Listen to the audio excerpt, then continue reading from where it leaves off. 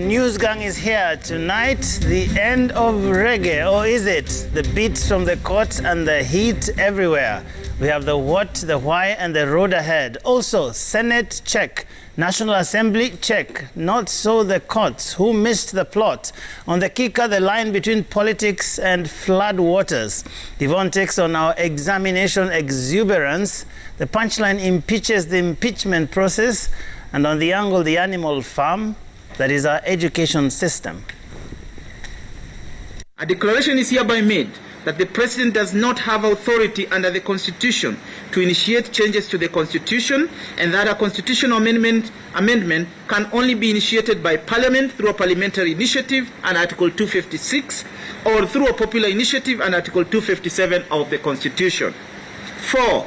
A declaration is hereby made that the Steering Committee on the implementation of the Building Bridges to a United Kenya Task Force report established by the President, V-Day, Kenya Gazette Notice number 264 of 3rd January 2020, and published in a special issue of the Kenya Gazette of 10th January 2020, is an unconstitutional and unlawful entity.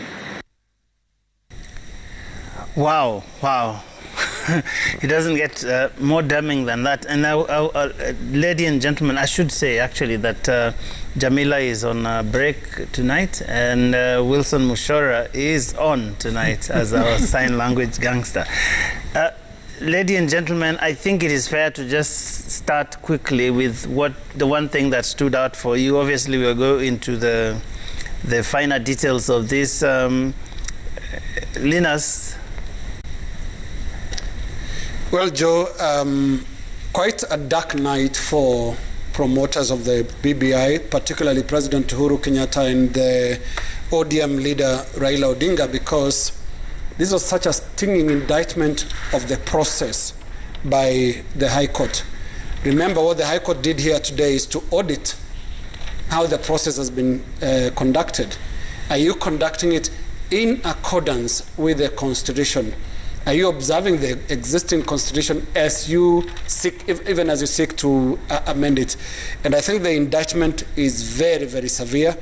You also have, on a personal level, the President being held accountable for being in violation of Chapter 6 of the Constitution, specific Article 73, integrity clauses.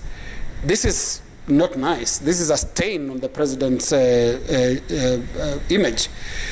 And when you look at it in the totality of it, you will then relate the events of the day to those of the 1st of September 2017.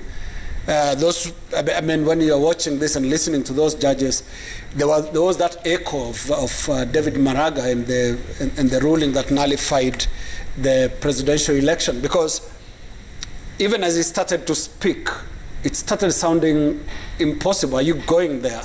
Mm-hmm. But here is a team of 5 judges, just like the weather that was pounding so hard today, went hammer and tongs for the BBI process, BBI proponents. They faulted not just the BBI promoters, but also the process, and IEBC, another very, very bad night. I mean, compared to what the ruling also said in 2017 about bungling the election process, this is not looking very good. So we are all looking forward to hearing what the President will say, what ODM leader Raila Odinga will say, what the now unconstitutional steering committee and task force of the BBI will say. Our friend lawyer Paul Mwangi, we would like to hear what they have to say about the night. Very interesting. But for now, let's hear what Francis has to say. Interesting. From the onset, if the BBI process was going to stop, it was going to be stopped by the courts, eventually. And when the 7 petitions were filed, there were telltale signs that there were some very fundamental issues that they were raising, particularly on the process, how the BBI was initiated, how the Constitution Amendment Bill 2020 was crafted, the question of public participation, the question of availability of the bill for Kenyans to read so that they acquaint themselves with the content of the process. So, as at the very early stages of the judgment, you could tell where it was heading to. Actually, it reminded me of that Supreme Court nullification of the presidential election results in 2017, where the then Chief Justice, while reading, first of all talked about the process as opposed to the outcome. And here, the same trend was followed, the process, first of all. And you could tell from the historical perspectives, right from CKRC, how the Constitution amendment process has been carried out previously, and then there was an immediate comparison to the Building Bridges Initiative-driven constitutional amendments.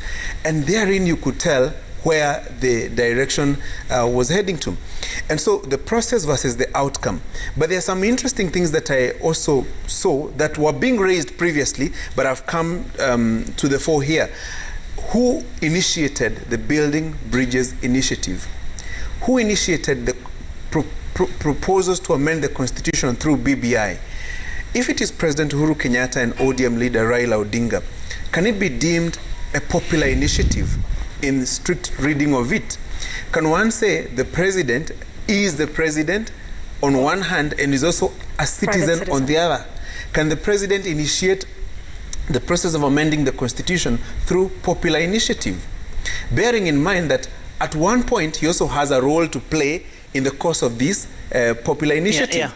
So there are some fundamental issues that were being raised then and that have also been raised in the judgment today, and tells you something interesting. But it was interesting on that particular issue that what they seemed to be saying was that they actually kind of ignored the whole politics and everything, and the reason why they held that the president is the one who started this thing was because he's the one who appointed the task force, and which then gave birth to the steering committee, which then gave rise to this whole process, initiated in fact the whole process of amending the Constitution, collecting signatures and everything. And so actually they made a declaration that it is the president who initiated this thing by dint of having appointed that committee. And a quick one, at the same time, you remember the whole question that was being raised. Is this a government initiative?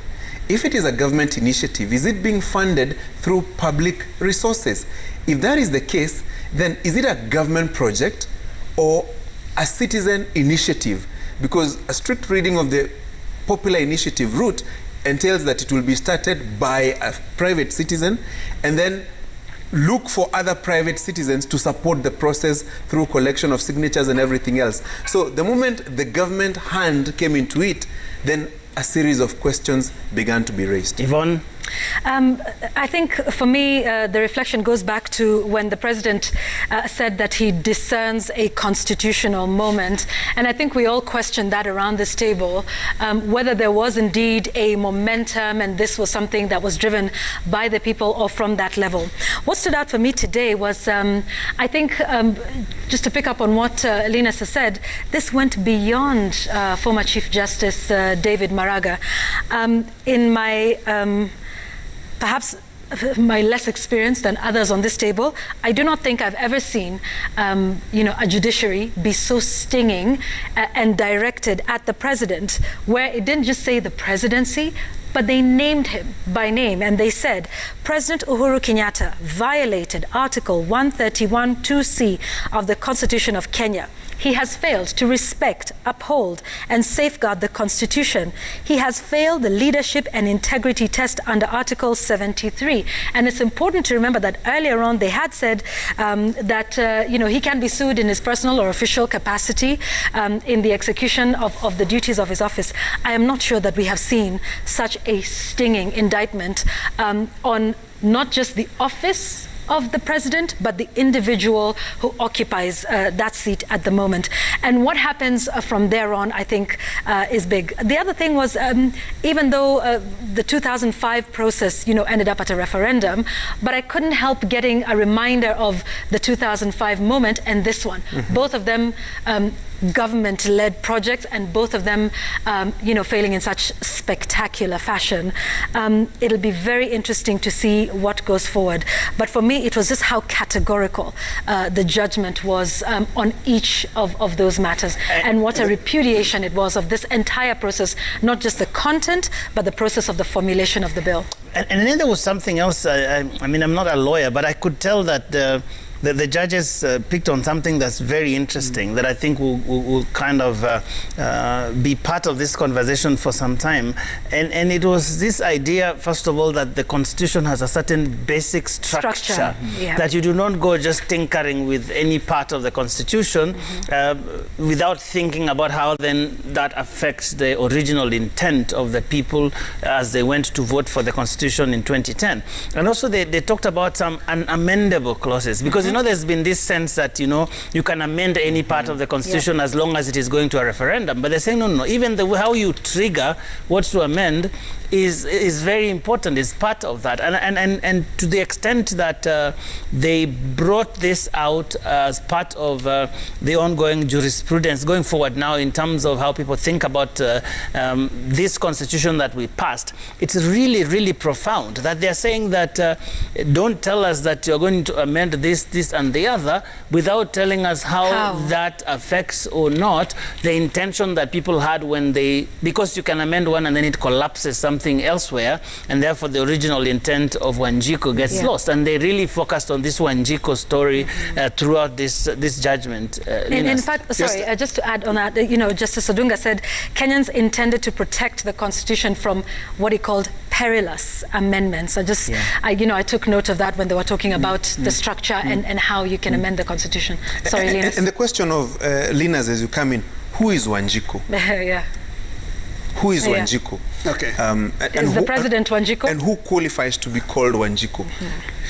Right, and if I can just remind Kenyans, maybe Wanjiku was a term that was coined by President Daniel Arap Moi when he said that Parliament should actually take its role of making the laws, because Wanjiku anajua nini. What does she understand?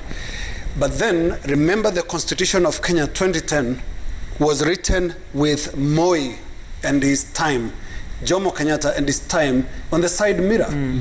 It was precisely because of the conduct of affairs in the manner that BBI has been carried out that the Constitution of Kenya 2010 came about. It was written in such a way that it withstands the habits of the past. And that is why when the judges educated us on the basic structure that must follow 4 processes. You must have civic education. You must have public participation. You also must have a constituent assembly debate. Yeah. And then finally, referendum. So you don't go shake hands on the stairs of Harambee House, call a few people to Bomas of Kenya, form a team, write a draft, pass it, and go to the referendum. They have really faulted the process that we've seen here today. And it should be mentioned as well that this ruling comes as a surprise, considering the prevailing environment. There is this environment of compliance that we've not seen in very many years. There is also, we must say, an environment of fear and intimidation, where people really no longer stand for what they used to stand for. When you look at Parliament, when somebody like James Orengo, when somebody like Otiende Amolo are browbeaten, you know, to the point of, you know, they have to plead somehow for mercy. We are in an environment where BBI is pushed by such strong political forces that the assumption was made that, you know, nobody will stop it on the way. In fact, the discussion tonight, and you can see it emerging already, is what will happen in the Court of Appeal. In the Court of Appeal. Do these big political forces have the say there? But here is a court of 5 judges who based their arguments on sound reasoning, the law. They demonstrated to us. You remember the opening by Odunga, very long in terms of how we've changed the Constitution before, and how this process doesn't seem to match what we've done in the past in terms of changing the constitution. So the debate now is, what is the Court of Appeal going to do? And the eyes will move to the next. There are some changes there because Justice Ouko now moves to Supreme Court. What that means is Justice Wanjiru Karanja will be she's the acting president of the Court of Appeal right now, and then she will have to constitute the bench that will listen to the appeal. But look, the High Court has thrown it with a sling. And you know what? For where you grew up, Joe, you know the strength of a stone that is thrown by a sling. Because the ruling is heavy in substance, heavy in reasoning, that one will wonder, what is that the Court of Appeal will find to fall to this? You know that sling, when it throws a stone, you don't see it coming until it hits. And a lot of people didn't see this one coming as well. So that is the Court of Appeal. Here is something else we need to be looking at, the Supreme Court, because you have to look at the entire landscape. In the Supreme Court now we have Justice Kome presumptively becoming the CJ. We followed the vetting today. I didn't see anything that will stop her from being confirmed as the next Chief Justice. And this may land on her desk as the first assignment. But people will be judging the next courts not by politics, but by substance. Because what the High Court has done, what these 5 judges have done, is to take this country out of that, euphoria, the political euphoria that has been there, and tell them, look, yes, you want to change the constitution, yes, you can change the constitution whenever you want, but 257 is reserved for Wanjiku. A Kenyan, an ordinary Kenyan who has no other route, who has no other option when they want to change their constitution. The president has so many options, and they actually did mention that the parliamentary process, through the Attorney General, the president can trigger a process through that route. And one last issue here, Joe, before I get back to you, is the question of the Attorney General. Because this is a very serious indictment on the chief legal advisor of the government. How did you make the president walk all this journey purporting to be Wanjiku when he's not?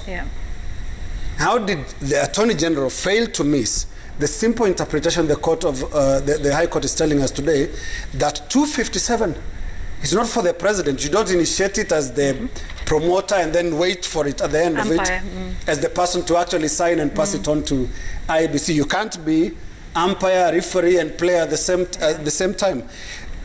A very, very serious questions about the performance of the Attorney General in as far as the quality of advice that the president is getting from that office. And this we've raised before, I think, in various discussions around here, because this administration, more than any other previous one, has landed into legal trouble so many times. Basic traffic rules, overtaking, basic offenses that previous administrations did not.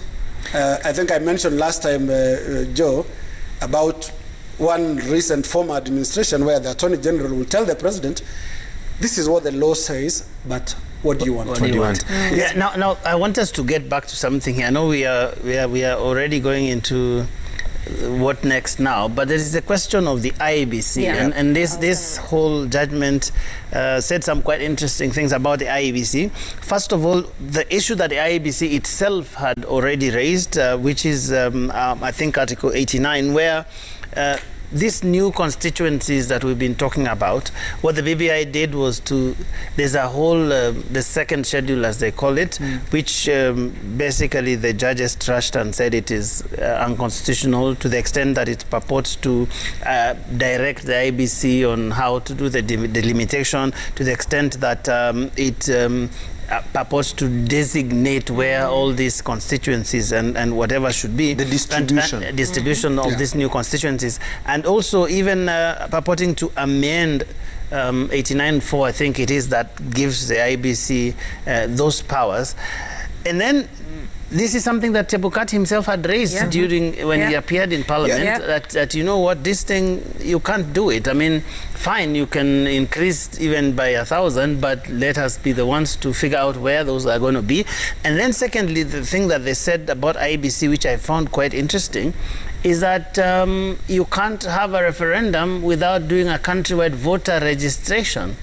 Yeah, actually I remember when Chebukati and the two commissioners appeared before the Joint Legal Affairs Committee, he claimed that he was surprised to see the proposal by the BBI team on distribution of the 70 proposed new constituencies, and even actually saying that it's like their role was usurped, their functions were taken over by another entity, and that what the promoters of this process ought to have done is to propose the number of constituencies that would have wanted to create and leave IEBC to determine where those constituencies would be allocated and why, using the parameters that have been set out, population, poverty index, and everything else that is related, and particularly the question of population. Remember, there was that threshold of what constitutes a constituency.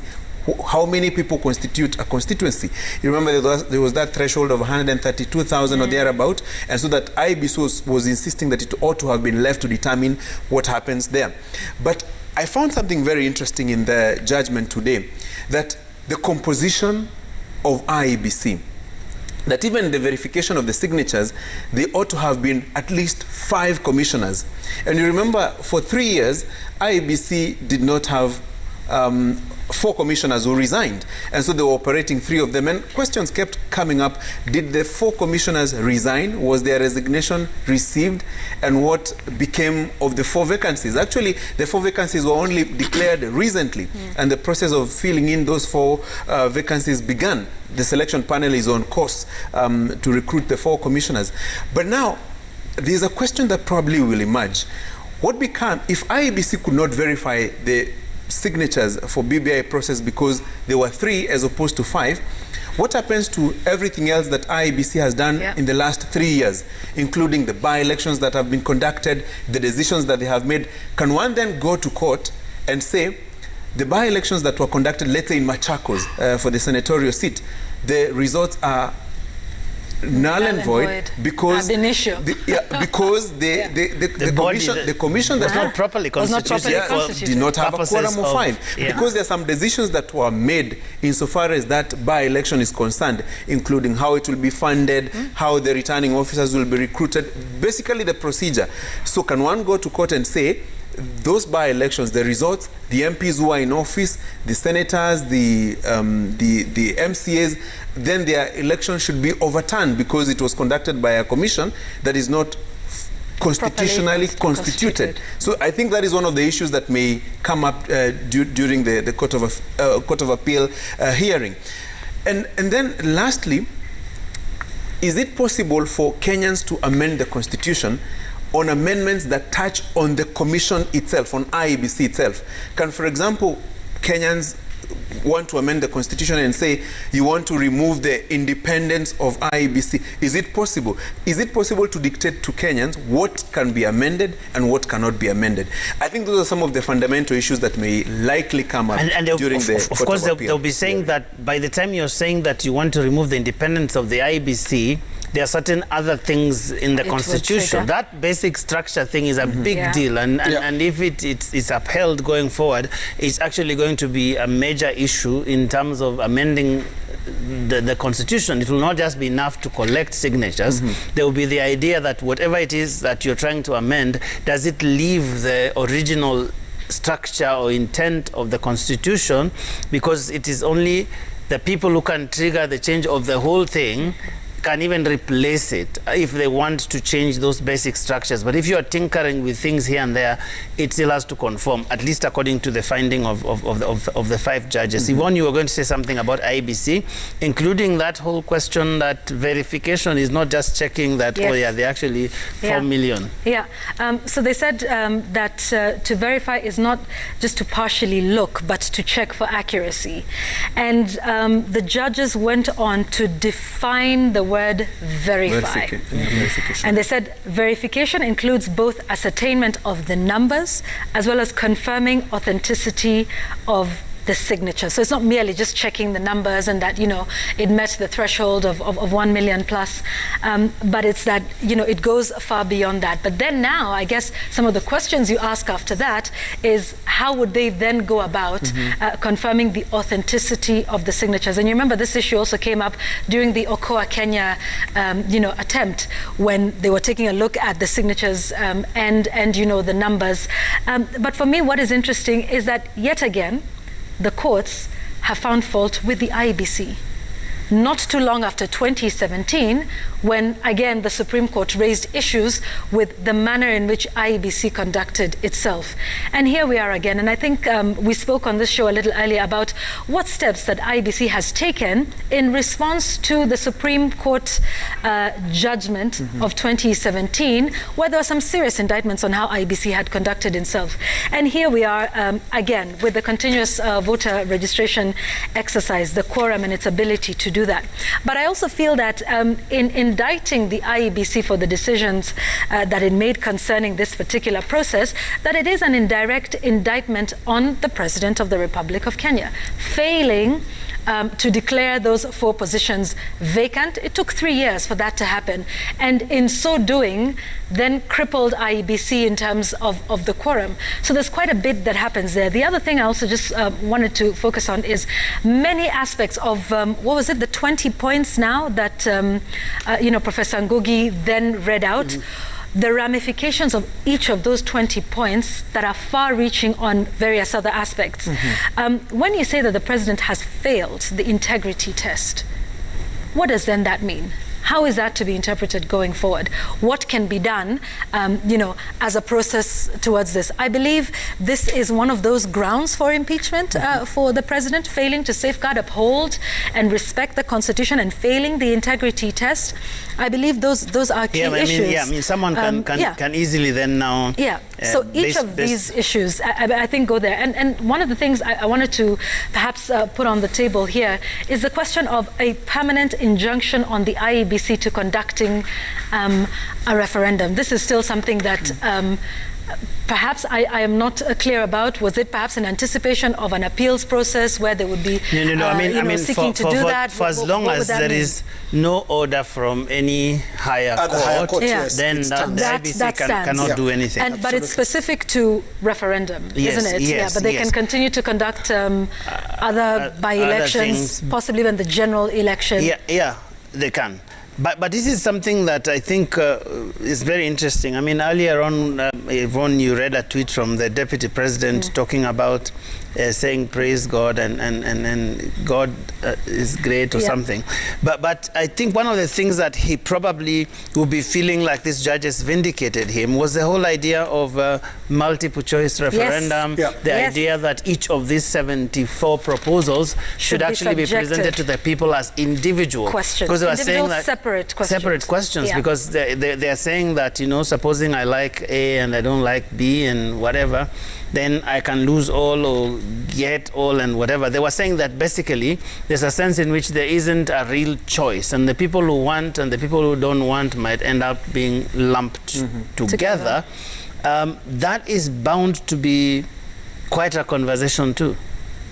Yes, Joe, and I think for the political elite, it's been a short 3 or 4 years now since that September 1 ruling nullifying the presidential election by the Supreme Court, which was received, and this is the irony of our political leaders. And now, today it's the Deputy President invoking God, said something like God is Do we have the tweet here? Yeah, There's praise a God God in heaven who loves Kenya immeasurably. May God's name be praised. May God's name forever. be praised forever. Now, this is the same God David Maraga, Chief Justice, spoke of before nullifying the election and saying it had not been conducted according to the law and the constitution, and for which the deputy president and the president went hammer and tongs against. And here they stand tonight in opposite sides. And I would also want to see the face of ODM leader Raila Odinga, for example, on this night, where, and I listened to Professor Sihanya, who was in the petition in 2017. That's right. Remember the two rulings, the one similarity they both have is just a reminder to us, that when you're engaging on matters of law, process matters. Don't just come with numbers that you have the president and you have the ODM leader working together. So, our bulldozer is ready to change the constitution. Give way. You don't do that. And that's what the court told us in 2017 and is telling us tonight in the High Court. Those similarities will be struck. And Joe, I found the composition of the bench something that we must really talk about, because you look at these judges and they all come out as capable of high levels of independence and acting independently. Because basically these days, what happens is you look at a judge and say, would they be swayed by the state? Because normally it is the state that is at all times trying to sway the decisions of judges, not regular folk, not Wanjiru. No, is it Wanjiko? Wanjiru can also try that. What we've seen is, we have Professor Joel Ngugi, who now read the declarations at the end, and you can see the delivery of that. It was quite eloquent. Yes, we have Justice Odunga, who is also one of the judges in the list of 41, now 40, that is supposed to move to the Court of Appeal. We also do have Justice Madeka from the Lands Office, and Justice Chacha Mwita, who is also very known for independent decisions, and Jairus Nga. Now, here is the other irony. This bench was constituted by Acting Chief Justice Mwilu. I don't know what you want to do with that information. but Professor Ben Sihanya, who we were speaking to a little bit earlier, actually said that this was a very strong bench. He said actually, he admitted, even though he disagreed with their decision, he said these are some of the judges you can find anywhere in Africa, he said. Yeah, interesting. But now focus shifts from what the 5 judges have told us to what the judges in the Court of Appeal will tell us. Because I would imagine by now, speaking to some of the lawyers who were representing the other parties opposing this petition, they're saying they're already working on a notice of appeal. And Paul Mwangi was in court. And this evening they were still trying to make some applications. But what is also interesting is that the Court of Appeal is currently very thin. There are about 12 Court of Appeal judges. Now, with the absence of Justice Ouko, Justice Martha Koome, you're talking about Justice Roslyn Ambuye, Wanjiru Karanja, Hannah Okwengu, Mohamed Warsame, Milton Makandia, Daniel Musinga, Patrick Kiage, Gatembu Kairu, Kathurima Mtoinoti, Agnes Murgo, Fatma Sichale, Jamila Mohamed, not ours, and Sankale Olekantai. So, and some of the judges who are supposed to be appointed, part of the 40, was it 41 now, 40 because one died, a good number of them were going to the Court of Appeal. So you can imagine now there's also another struggle to constitute a bench there. And it will be also interesting to see what will happen at the Supreme Court in the event this matter ends there.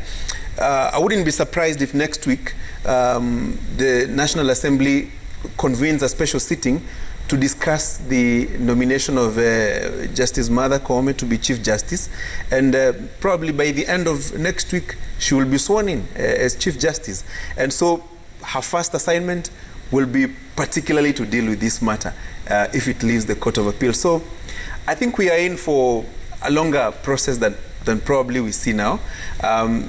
Listening to some of these lawyers, they're saying the High Court has said what it has said. Now let's hear what the Court of Appeal will say. And thereafter, let's hear what the Supreme Court will say. So I see a scenario where this matter will end up at the very highest. And then that raises questions. What becomes of the timelines that were raised by the BBI team? Is it still possible to hold a referendum by August? By the look of what has happened today, even if you're to give the Court of Appeal and the Supreme Court time if this matter ends there, you're talking about several months. Give IEBC another period to prepare for the same, talking about a few other more months. So is it possible to conduct a referendum by the end of this year?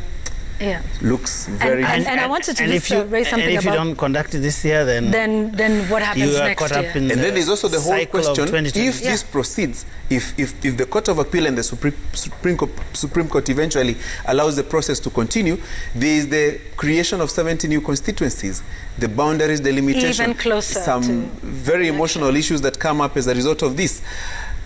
And bearing in mind that it will be so close to a general election, I see some challenges in the timelines as stated. And probably even more court cases that might arise out of that. Yeah, and I just want to talk about, the what next and the timelines we're speaking about. So even when we consider an appeal, they would need to wait for that decree from the High Court, getting the summary of the judgment. That could take a few days, and make their application at the Court of Appeal, and wait for a constitution of a bench at the Court of Appeal. And it's quite a bit of documentation involved, because remember, these were several petitions, close to 10, that were collapsed into one. So this is not something that can be done in just about a day or two. And then by the time you see what happens there, and then the Court of Appeal would then have to sit, make a determination on the matter.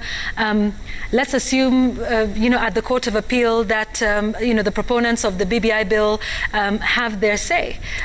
What happens with IEBC? They would need another 90 days to prepare for that. That's 3 months, taking us towards the end of the year. And don't forget that even then, they can be a further appeal at the Supreme Court of Kenya.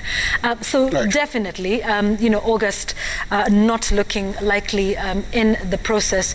And like we said, the delimitation of boundaries also, there's cases there. And I believe there was also another court case, I think that was filed yesterday, regarding whether IEBC can conduct this referendum, considering that, the rights of the voters in the diaspora. So there's bound to be several other pieces of litigation that will come up, I think, as a result of this process. Don't forget, there was the drama about which bill was the correct one, and whether indeed the threshold of the 24 counties was met, even though we have this judgment today. But don't forget, there's quite a bit that will happen at the courts. And I think, like we've always said, regardless of what happened in Parliament, in National Assembly, and at the Senate, the court was the final, decider on this matter. For me, I think it would just be interesting to see the reaction of those, how many, 286 members of the National Assembly that passed this, and how many at the Senate? They achieved a majority that has, never been seen. We were saying this last week. So what does this say now about, some of these other bodies? I know they were not mentioned in the judgment, but it really does start to speak to the role of Parliament as a whole, and whether they were also used to rubber stamp and push this process through unconstitutionally. But they did establish something important. I think the idea that the county assemblies and Parliament cannot amend. I think that there was a whole debate going on, and there were people who had even proposed some amendments in the Senate. I think there were 3 senators who had proposed amendments there. And so the court basically establishing that principle that, this thing will come, you reject it as it is, or you accept it as it is. And I think that's something that any court, I think, will agree with going forward. I don't think that will be a point of contention any longer. Linus? Yeah, I was just noting that there are voices from Linda Katiba that really celebrating this night. Yeah. There is a tweet there, I don't know whether we have it, of Martha Karua saying that today's ruling is a great affirmation to constitutionalism and the rule of law. Abdikadir Mohammed saying that every Kenyan should savor this moment and celebrate the Kenyan judiciary. Make no mistake, it took courage. Just look at the national shame that is the National Assembly and the Senate of Kenya. And this is what I was referring to when we talk of the atmosphere of fear and intimidation, because we saw the National Assembly and we saw the Senate completely incapable of making a decision on their own. And they have acted this way from the days way back when they were changing leaders, majority leader, minority whips. Yeah. It's been done the same way. Political brawn, it's about muscle. It's not really about a process. And this is why this BBI has fallen short in court, because it couldn't survive the test of procedure. How has it been working all along? Very, very serious indictment in terms of the process. And then, of course, Joe and Tim, questions will be asked. What will happen now going forward on the political side, where we have President Uhuru Kenyatta and we have former Prime Minister Raila Odinga as the promoters of BBI? What are their options? Don't keep Korir says something that probably they will be saying as you're asking. Yeah. He says 5 million signatures were collected, 43 counties passed it, National Assembly and Senate passed it with majority. To overturn this will be a judicial coup clothed in semantics. Absolutely. And here they are right now, regardless the next stages, whether it's going to Court of Appeal and then eventually the Supreme Court, there are political questions and political ramifications that will arise out of this ruling. Because the coalition, if I can call it that, or the brotherhood was really cemented by BBI. This Building Bridges initiative. And what came out, especially from remarks by Otiende Amolo last week, is the Raila Odinga side is also in BBI because of the promise that then is supposed to come out in 2022. Then does this vindicate us here when we argued that sometimes Uhuru Kenyatta and Raila Odinga confused what should have been a coalition arrangement with a constitution-making process? Because on coalition making, you can go to Bomas, do all those colorful things, get a few lawyers to draft the arrangement and work together. But now you have this constitution review process that is then declared unconstitutional by the courts. But it does breathe some oxygen into the Tanga team that had been quite deflated through all these processes that have been going on. At least they'll have some talking points this week. I mean, these days people can't go to funerals and make speeches, but I mean, I would imagine that if we are in that period when rallies, weekend rallies and funerals and all of these things were allowed, we would have had quite some loud statements this weekend, Francis. I would think so. In fact, tomorrow you can expect a series of huge press conferences telling the country, we told you, this is what the court has said, so we have been vindicated.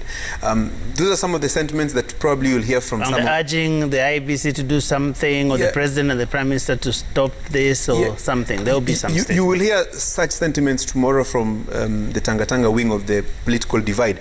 But it has been an uncomfortable few months for them, right from the county assemblies, where 43 voted in favor, 3 voted against, 1 abstained.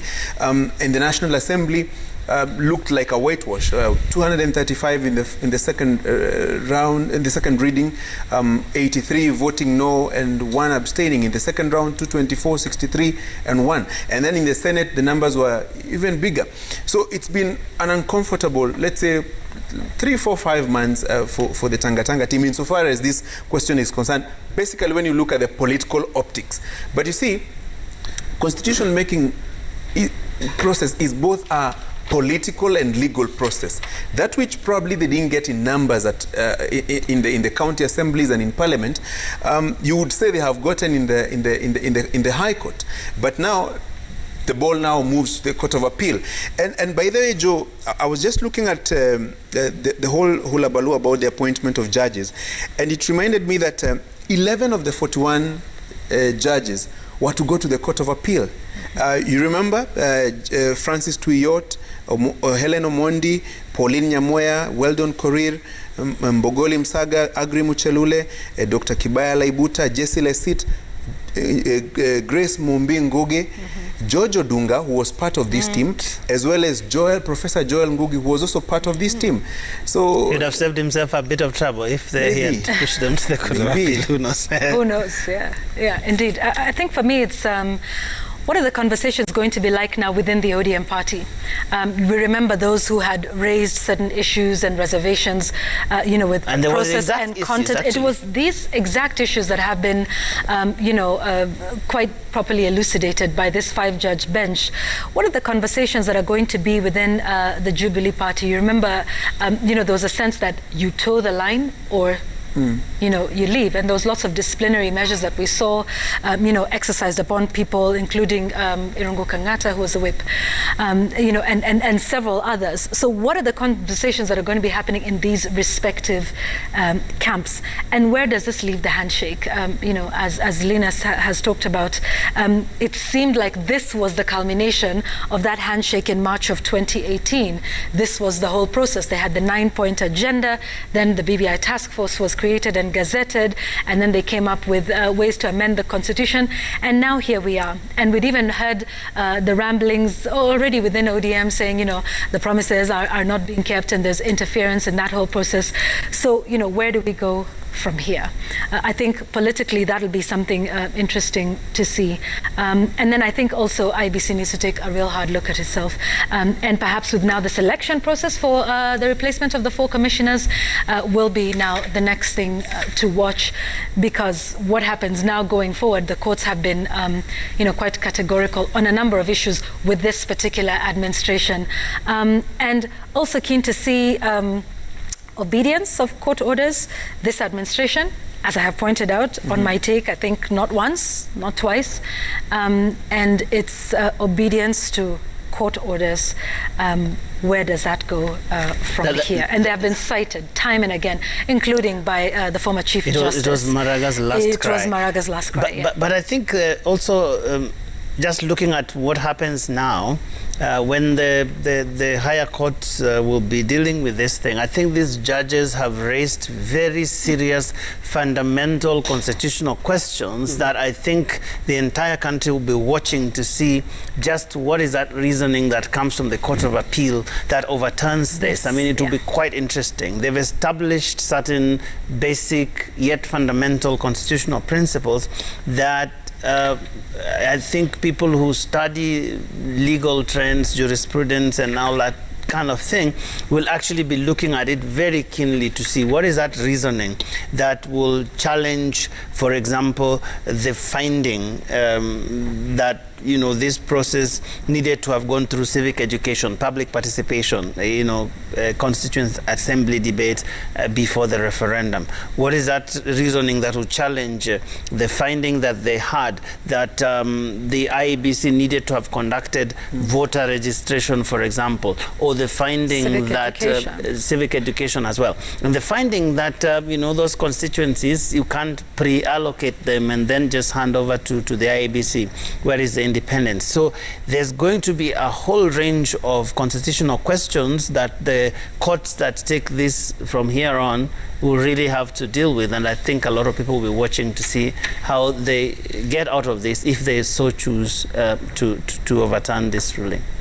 And this, we must say, we're also making an assumption that there'll be an appeal. Is there a possibility that there'll be no appeal in the Court of Appeal and they decide to leave it at that? Highly unlikely. Highly unlikely. Highly unlikely. Highly unlikely. And Professor Sihanya even, hinted alluded at it to it, this He said evening. it should be appealed immediately. Yeah. Actually, this evening, I spoke to Paul Mwangi and he told me they were trying to make certain applications, and I would think it was in preparation for the appeal at the Court of Appeal. And some of those lawyers who were on the BBI team, they were saying the 5 judges have even gone past some of the prayers that were sought in the petitions, and so they're saying that is one of the grounds they will be using to appeal. And then secondly, speaking to some of them, they were asking, so what becomes of the Kenyan people's right to amend the constitution? That the drafters of the constitution envisaged a situation where it can be amended. So is there a way the court can limit what can be amended and what cannot be amended? Those are some of the issues that I suspect will likely come up during that appeal. And tomorrow is a holiday. Does that affect? Yeah. Tomorrow is a holiday, so maybe the earliest you can see is Monday. That's right, yeah. Is Monday. But it will be very interesting to hear what Paul Mwangi and the other BBI team, especially the National Secretariat, Junet Mohammed, Dennis Oweru, will have to say about it. But maybe even flip the coin. Could this also be a slight loss of momentum for the BBI process that probably they would want to recoup through the Court of Appeal and maybe Supreme Court and regain that momentum? Those are some of the interesting things that you look at, because there's the politics and there's the law. So let's see how the two interlock. And it's the law that won today and not the politics. Not the politics, it is the law that really strictly won. And one would assume that is what the appellants will also stick to the law, go to the substance and the substantive arguments that were made by the High Court today, and argue blow by blow on the about 20 or so declarations that were made today. The unfortunate thing for the next 2 levels, that is the Court of Appeal and the Supreme Court, is there'll be this cloud of politics that will hang over their heads. So whichever decision they make will be looked at that in that context. It doesn't matter, because even the constitution of the next bench, people will be looking at it and saying, how will Judge so-and-so rule, and how will this other judge go? Because unfortunately that has been the trend in our politics. And even you saw in 2017 where efforts were made to actually brand judges and give them a political affiliation. This will happen in the Court of Appeal, and this will happen in the Supreme Court. And I say that this is a heavy burden on the shoulders of Martha Koome, if confirmed next week as Chief Justice, because for those who support tonight's decision, any reversal, either by the Court of Appeal or by the Supreme Court, will be seen as a political hatchet job, pure and simple, unless they find a way of telling Kenyans that yes, it's okay, there was a quorum at IEBC. Oh yes, it's okay, the president did not violate the law. Oh yes, it's okay, the president can act as Wanjiku. Those are the things that... or that it is not okay, but it did not nullify the process. I mean, and just important to note around the table that the judgment was unanimous. It was unanimous. All 5 agreed on it, and it was so systematic. You could tell it was a handover. This was one judgment written unanimously by all 5. That was just something that... And a sobering reminder tonight of the genius of the whole idea of separation of powers, and the fact that each of the 3 arms of government have their place, and once in a while someone needs to check the other person and bring them back to a place where people can reflect on the decisions they make and know that there is nobody who is above the law, that actually at the end of the day everybody can be asked to account for what they've done, and that they also have a route through which they can question those decisions, and it keeps going. And I think that's really the beauty of a working constitution, and that's something that many people should be able to celebrate, whatever their view is about the ruling tonight. I think we really need to end this here. This was a special edition of News Gang, starting a little late because of the dramatic developments that we witnessed in the courts today. But now we have to take this home, as Jamila would say. And Jamila, Eid Mubarak. Jamila is on an Eid break, and we really miss her tonight. And we hope we can get some biryani and pilau and all that. Let's take this home, and tonight we'll start with Kai Kai's Kika.